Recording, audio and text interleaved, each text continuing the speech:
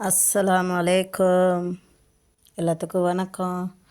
இன்றைக்கி குஃப்தா குழம்பு, கறி உருண்டை குழம்பு, உருளைக்கிழங்கு போட்டு செஞ்சுருக்குது. இது கத்திரிக்காய், எண்ணெய் கத்திரிக்காய் செஞ்சது மிச்சம் இருந்தது.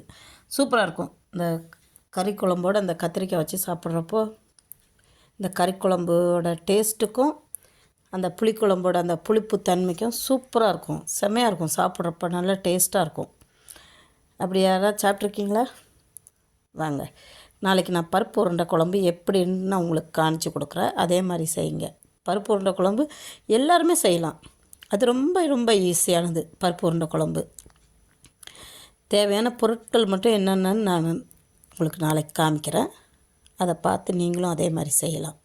இன்ஷா அல்லாஹ். பிடிச்சிருந்தா ஷேர் பண்ணுங்கள், சப்ஸ்கிரைப் பண்ணுங்கள். மறந்துடாதீங்க, உங்கள் சேனல் மிக்சிங் சேனல். கமெண்ட் பண்ணுங்கள். Okay, thank you.